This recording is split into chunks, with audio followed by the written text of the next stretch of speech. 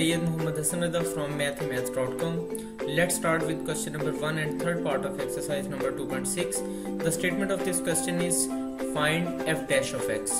So जो हमारे पास f of x ये जो given है ये है f of x is equal to e raised power x into 1 plus log of x. तो यहाँ पे f dash of x इसका फर्स्ट डेरिवेटिव है. सो हम इस पूरे फंक्शन को डिफरेंशिएट करते हैं विद रिस्पेक्ट टू x.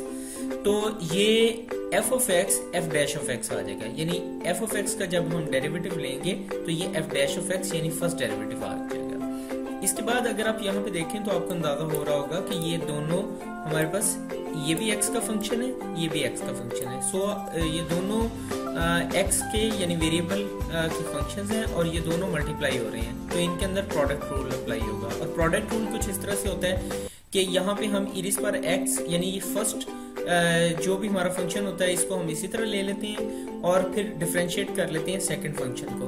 फिर सेकंड फंक्शन को इसी तरह ले लेते हैं और डिफरेंशिएट करते हैं फर्स्ट फंक्शन को. तो यहाँ पे हमारे पास e raised power x इसी तरह से आ गया और हमने डिफरेंशिएट किया 1 प्लस लॉग ऑफ x को. फिर 1 प्लस लॉग ऑफ x इसी तरह से आया और हमने डिफरेंशिएट किया e raised power x को.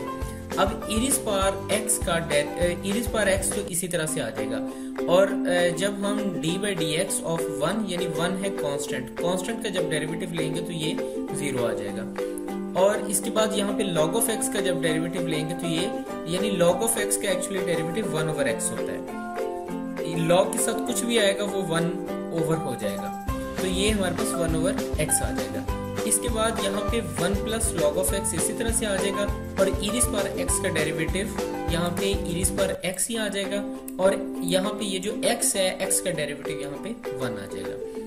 नेक्स्ट स्टेप में ये हमारे पास ये 1 over x आ गया into e raised power x plus 1 plus log of x into e raised power x. अब इन दोनों में से हमने e raised power x को यहाँ पे कॉमन ले लिया तो हमारे पास यहाँ पे बाकी बच गया 1 over x. देखिए यहाँ से e raised power x बाहर चला गया, यहाँ से भी e raised power x बाहर गया तो यहाँ पे 1 प्लस log of x आ गया. और इस तरह से हमने इस क्वेश्चन को डिफरेंशिएट कर दिया और इसका फर्स्ट डेरिवेटिव भी हमने फाइंड आउट कर लिया.